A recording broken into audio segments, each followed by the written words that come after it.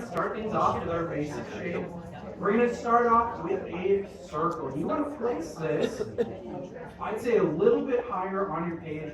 Nice big circle, like the size of a softball or larger. We're just going to go around and around. Lots and lots and lots of lines here. Really building this up. Totally okay. If you don't start off with good shape, it happens. Circles are hard. But that's why we add those extra lines. We're finding that shape in there somewhere. Now, let's go ahead and add in some guidelines. Now, Edna, she is very, very sassy, and so she's going to have this big head tilt that we're going to give her. I'm starting to build in her center line with a C curve. You want to start a little bit to the right of the top middle and go to the left of the bottom middle as well. So tilting that C curve over. For her eye line, we also want to tilt it. Just like my pencil here, we're going to have it at a diagonal coming down towards the bottom right. And I want to place that a little bit higher than like halfway up that circle. Bring that straight across. Now that's pretty much everything you need to get started. Let's go ahead, we're going to move in here, start building in our details. And I'm going to start at the bottom. So since she is tilting her head, we're going to see her neck mostly on the left here. Her head is kind of tilting over to the right. I'm building in two C curves. A long one for the side that is more upward, and then the side that's tilting down towards us, we're going to have a shorter C curve there. We also want to have her shoulders at a different level too. So like we have our eye line going down to the right, her shoulders are going to go down to the left. Let's build in our first one. It's going to be a big hill here. Really pushing the shoulder up. Then we'll go ahead and extend our C curve here. Let's follow this, make it about the same length as the shoulder, so about the same length for that line. I want to add in the color of her outfit here with a letter U. And then over here on the left, I'm going to pull one more hill. I'm going to bring that down to about the same distance as well. Now we can kind of see the shoulders are sloping down to the left. It's exactly what we want. Now you can go ahead, go back in here. Let's lock in the neck and the outfit right now. We want to keep those. And again, if you've never been here before, locking in your lines, just going over them a few more times, making them really stand out on your page. Just use a little bit more pressure, not a whole lot. We're not trying to carve into stone. We just want this to show up a little bit darker. Now, Edna Mode, amazing, amazing character. Her voice, actually, is the director of The Incredibles. Does anybody know who directed The Incredibles 1 and 2? Brad Bird, yeah, Brad Bird. Right now, they're actually working on a third Incredibles. He is not going to be directing it, but we have another amazing director, Peter Stone, heading this one, and we'll see where it goes. I'm excited to see what they do with it. I feel like they have a lot of places they can go with it, especially since Jack has so many powers and he was just a baby. Maybe we'll get to see more of like a teenage or adult version of it. Now, let's go ahead and start working on those facial features. And I'm going to move right up to our eye line where our center line touches it, here in the center. Let's bring in a little hill, a nice rounded hill. She has quite the upturned nose. She is pretty snooty, so we want this to stick up quite a bit. On each side, we're going to pull this inward so that we can see the edges of her nose. And then we'll need some nostrils as well. For the nostrils, we're going to have one kind of large seed shape here on the left.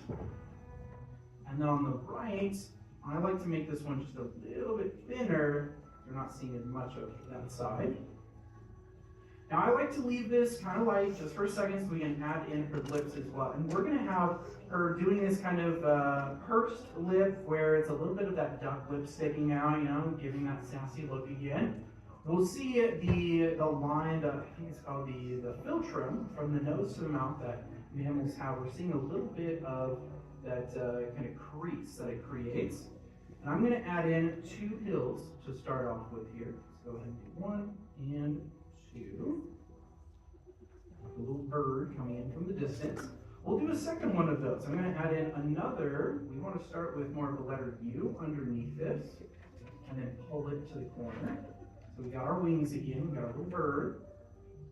But then the bottom lip, we want this to kind of push across the bottom with a big letter U, or a big C curve, extending all the way back over. It's like a reverse Nike swoosh, swooshing all the way over. Now with her lips sticking out like this, I'm going to add a little crease underneath as well, going back towards the chin to help show that it is sticking out really far. That's just the extra little bit of implied line that we need. And you can go ahead, go back in here, really start darkening in these lines. Now, the voice that Brad Bird does for Edna, he actually only did it as a scratch voice in the beginning. The scratch voice is a voice they just use as a placement holder for a character when they're still looking for voice actors. He had actually found a voice actor and brought her in, but then she heard his scratch voice for her, and she's like, why are you searching for a voice actor? This voice is gold, you should use that. And so everybody just thought that it was hilarious and that they should really keep it in the movie. So they decided, you know what, let's do that. Brad Bird played a lot of parts for the film, not just directing, but he also inspired a character. They do often in the studios, they'll do caricatures of different artists or people that are working there. And somebody did a caricature of Brad Bird, and that became Syndrome, the villain. So I don't know how he feels about being the villain of his own movie, but I guess he's got to have some good sense of humor because he definitely looks like it. Let me show you Brad Bird and Syndrome. Right? Yeah, definitely very similar. Definitely very similar, especially the smile and the forehead. They got it perfect. Now let's go ahead. We're going to move on here and start adding in her eyes. Now we want to start right on our guideline here. Let's go ahead and bring a little bit of this in. I'm going to keep it in the middle of this space here. We'll do almost the same thing over here. We want to push it just a tiny bit away from the nose, but keep it about the same size. Let's add in a letter U for the bottom of the eye. Bring that across both of these. And then for the top of the eye, we're really just going to see the eyelid pushing up on the corners here with a little curve, just a little C curve extending up. Now to actually wake her up, let's add in the left eye. I'm just going to do a half circle or letter U here. In the right eye, we want to push it up against the side. That way, since we have her head tilting, it's actually going to help her actually look like she's looking in the same direction. Otherwise, she would look a little dissociative, a little bit more like Snow White. She was always associating. But let's go ahead and lock this in. Also, shade in those pupils nice and dark, make them really stand out here. And we need to add in those iconic, super thick glasses that she has. Definitely a fashion statement. Her name actually means fashion. Edna Mode, or Mode, means fashion in German, I believe, which is, they really thought of everything with this movie. The one thing they didn't think about was the Pizza Planet truck. The Incredibles is the only movie that doesn't have it in it. Brad Bird actually, he was in an interview and they asked him about that. He was like, sorry, I was too busy making an awesome film.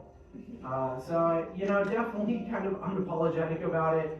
But I feel like at the same time, the movie doesn't really have a place for it because it was built in the 1960s, or the time frame for the film is supposed to be the 1960s.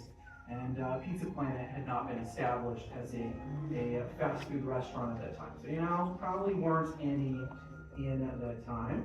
There is like a bunch of guessing and estimation online if any of the artists actually put it in there without anybody knowing. And there is one segment where Mr. Incredible and Mirage, I think is her name, the lady with the white hair, they're in that airplane of hers, and one of the clouds that passes by actually looks like the Pizza Planet truck. So, one of the artists could have snuck it in. Now, for these glasses, we want two very large circles right around each eye. And I'm going to go ahead and start with this left one. As you lock in these lines, definitely make it very thick. Her frames are very, very thick. We wanted to show that by making this line where bit thicker than the rest of it. Now, Brad Bird, he actually had the idea for The Incredibles, and he pitched it to a different company. He had just created another amazing film.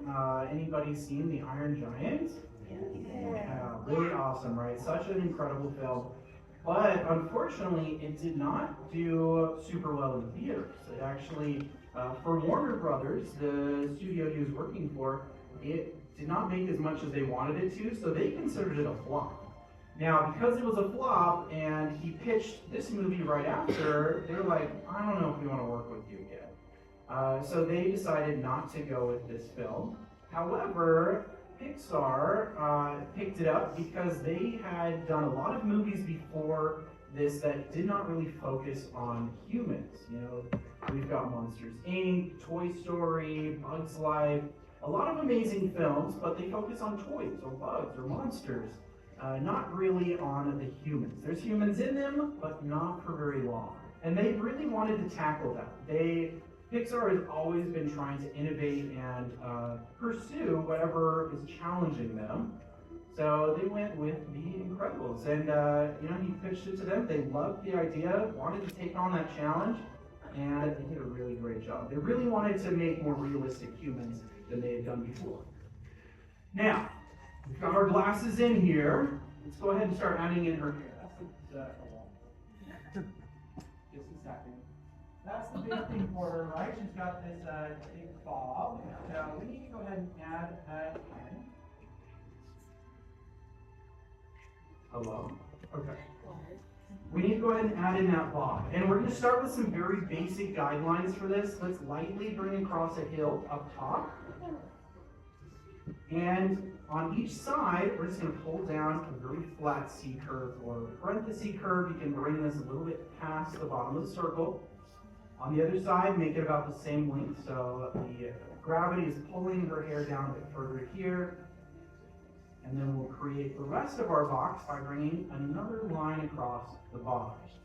Now, to create these sections where it's going around her head, because right now it doesn't really look like it's anywhere near her head, we need to add in a little section on each side. I'm going to bring down 2 more C curves. We're going to follow those outside lines. But then I want to pull this up and connect it to that. So extend it right on up to that point. Go to each corner here. For the top, we want to go right across with a very flat hill. So I'm lightly just extending all the way across. But because her glasses, she has a pretty strong prescription, so her eyes are made larger in here. That means the hair is not going to be at the exact same point in the middle. I'm just adding one little line there, and then we'll have our solid lines going across the top on each side here. The last thing we need for this hair, let's go ahead and bring in, actually not for the hair, but for the side of her head that we're seeing in the glasses, it does not connect up with our circle here. Push a little bit over with that slight C curve. So go ahead, add that in there, and then we'll go back in here. We can lock in the side of the head on the right. We can lock it in up to the hair on the left here. Now let's just lock in the rest of that as well. So many details that we can go ahead and make nice and solid now. Now, what is her catchphrase? I never looked at it. Okay, so many catchphrases for her that I hope we all love. But the big one is actually no capes, right? No capes is that big catchphrase, and it wasn't just for the movie or for Edna Mode, it's actually for the artists as well. Since they were just starting to tackle human characters, they also wanted to take on fabric. But fabric at the time that they were working on this was very difficult to animate. So the artists actually lived by this catchphrase as well. They said no capes because it's so hard to simulate it moving, that more realistic fabric. They decided, let's not do that. Absolutely not. So everybody was saying it in the studio. It was like their mantra. And then, of course, it ended up for catchphrases as well. Okay. Once you got that locked in, last details, you can add in some lines coming up her hair, show a little bit of the separations in here. And I like to have them all about the same length. And since It's magnified in the glasses here. I'm going to put them a little bit further away there. And then close together back in the center. Add in a few of those lines there, and you've got everything you need for your sketch of Edna. Make sure you can shape things in, but most importantly, find a place on your page to sign your name. Every artist needs a signature. Alrighty, well in the end, how did we do? Great.